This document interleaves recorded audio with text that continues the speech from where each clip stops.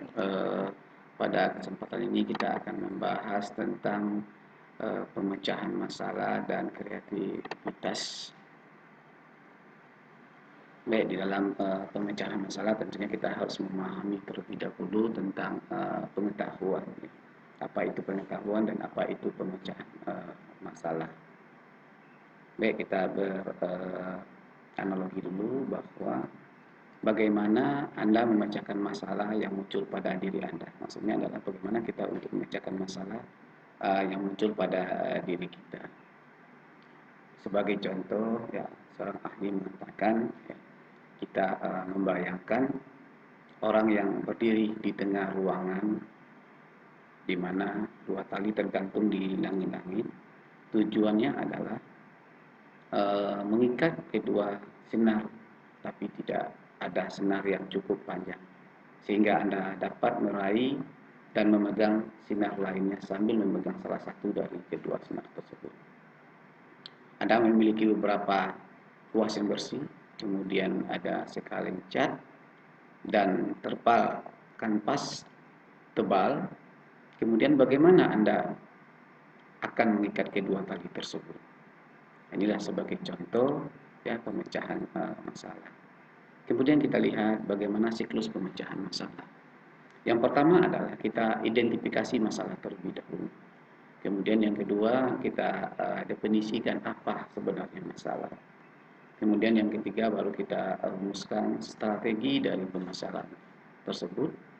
Kemudian tentunya kita buat organisasi himpun informasi-informasi.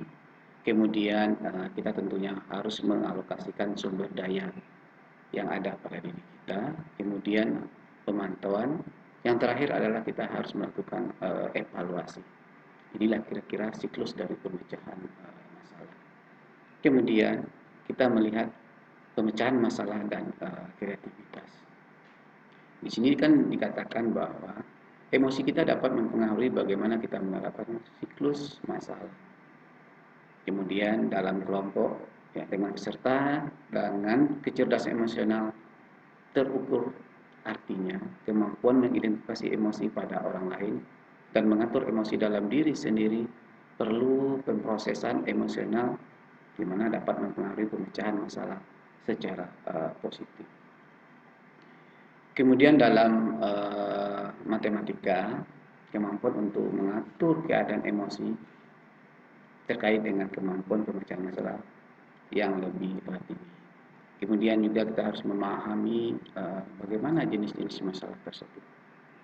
Di sini bisa dikatakan bahwa masalah dapat dikategorikan menurut apakah memiliki jalur yang jelas ke solusi. Masalah yang terstruktur dengan baik memiliki jalur yang jelas menuju solusi. Masalah-masalah ini juga disebut masalah yang terdefinisi dengan baik. Bisa kita ambil contoh, bagaimana Anda menemukan luas jajaran jenjang. Masalah yang tidak terstruktur, kurangnya jalur yang jelas ke solusi yang ingin kita harapkan. Kemudian masalah-masalah ini juga disebut masalah yang tidak jelas. Sebagai contoh, bagaimana Anda mengikat dua senar yang ditangguhkan ketika tidak ada senar yang cukup panjang untuk memungkinkan Anda meraih senar lainnya sambil memegang salah satu dari senar tersebut.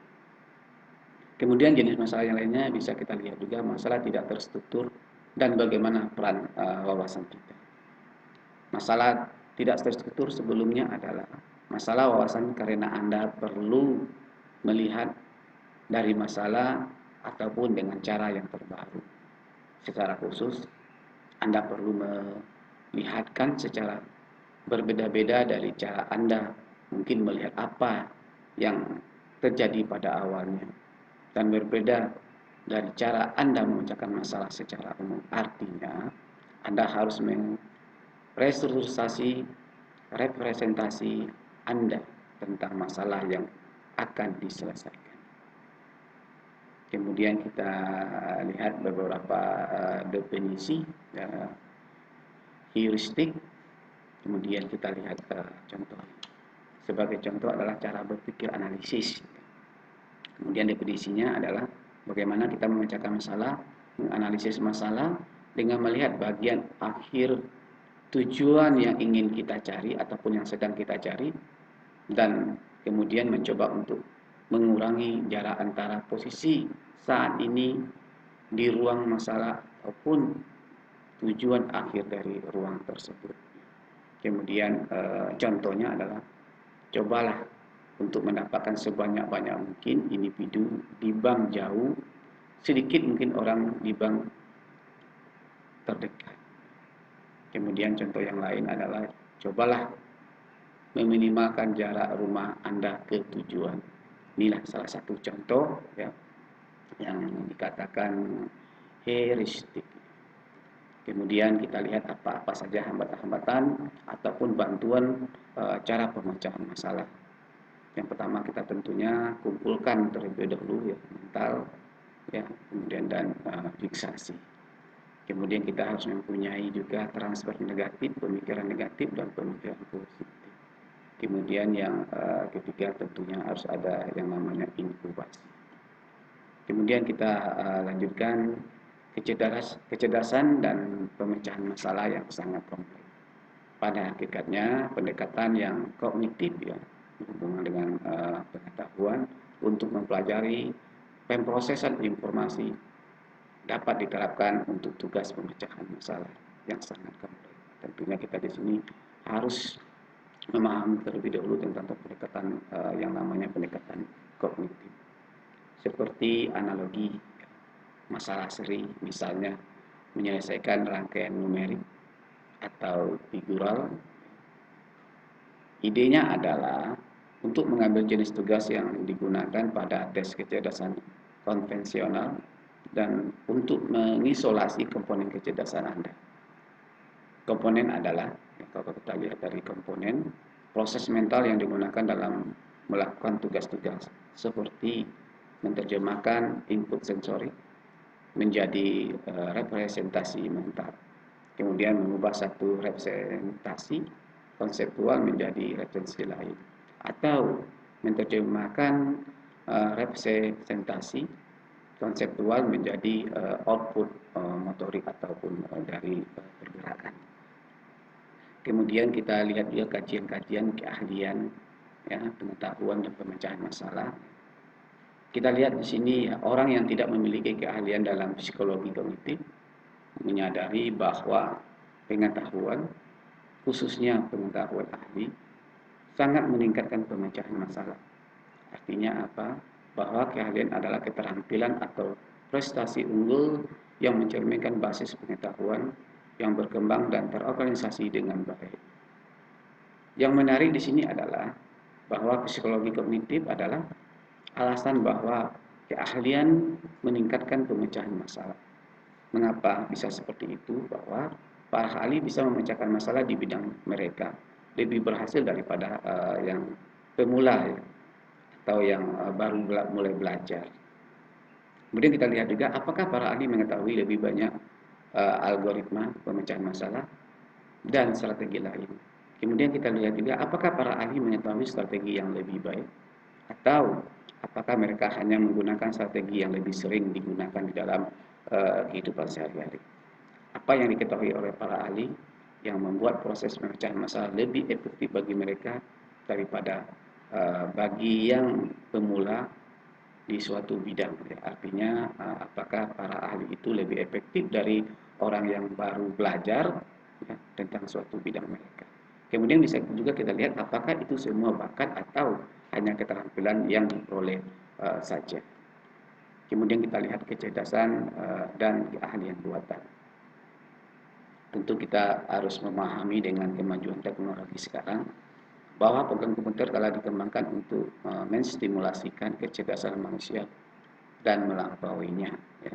Bahwa program komputer ini bisa dikembangkan bagaimana bisa menstimulasi kecerdasan dari manusia itu bahkan bisa melampaui kecerdasannya.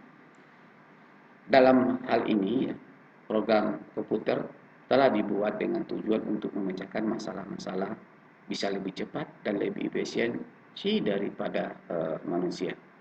Tapi, bisakah komputer menjadi cerdas? Nah, ini yang menjadi pertanyaan. Bagaimana itu bisa kita uji?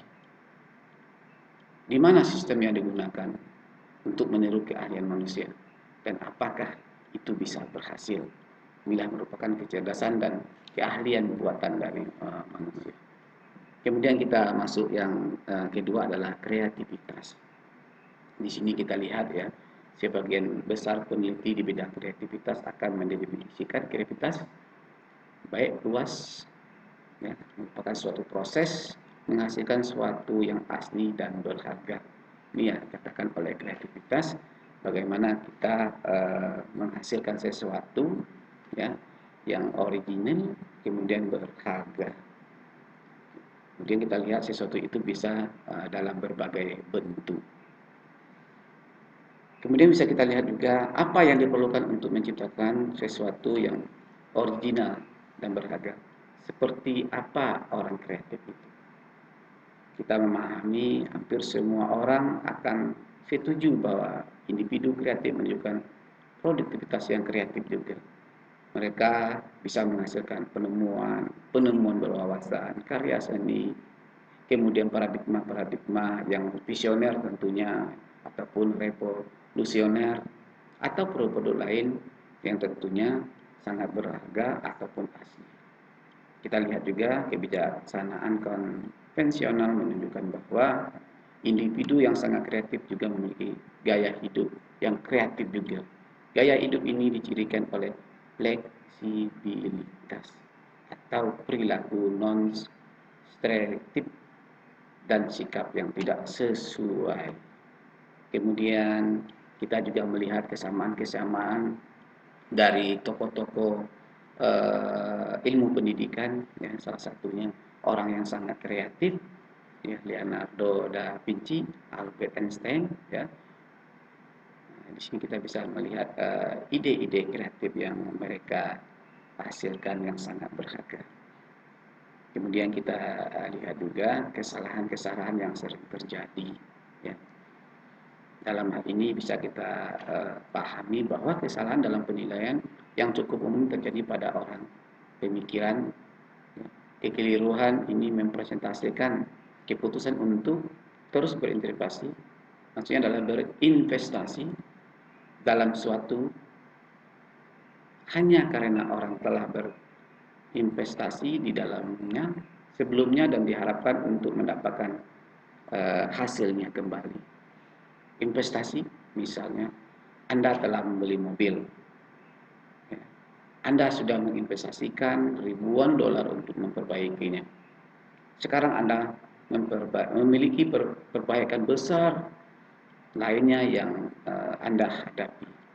Anda tidak punya alasan untuk percaya bahwa perbaikan tambahan ini lebih benar-benar akan menjadi hal yang terakhir dalam rangkaian perbaikan. Kalau kita pikir tentang beberapa banyak uang yang telah kita keluarkan untuk perbaikan dengan alasan perlu perbaikan atau tambahan untuk membenarkan jumlah yang telah dikeluarkan sebelumnya. Jika kita ataupun Anda melakukan perbaikan daripada membeli mobil baru, Anda baru saja melakukan kesalahan, ya, kesalahan santos. Masalahnya adalah Anda sudah kehilangan banyak uang untuk memperbaiki itu. Kemudian kita lihat pengambilan keputusan, ya, keputusan di kelompok. Kita pahami bahwa kelompok membentuk keputusan secara berbeda daripada individu. Ya, itu sudah sangat jelas. Seringkali ada manfaatnya membuat keputusan secara kelompok. Namun, sebuah fenomena, ya, disebut dengan groupthink, ya, dapat terjadi yang secara serius merusak tentunya kualitas dari keputusan yang dibuat. Oke, mungkin itulah materi yang ingin saya sampaikan pada hari ini. Lebih dan kurang mohon maaf. Saya sudahi dengan Assalamualaikum warahmatullahi wabarakatuh.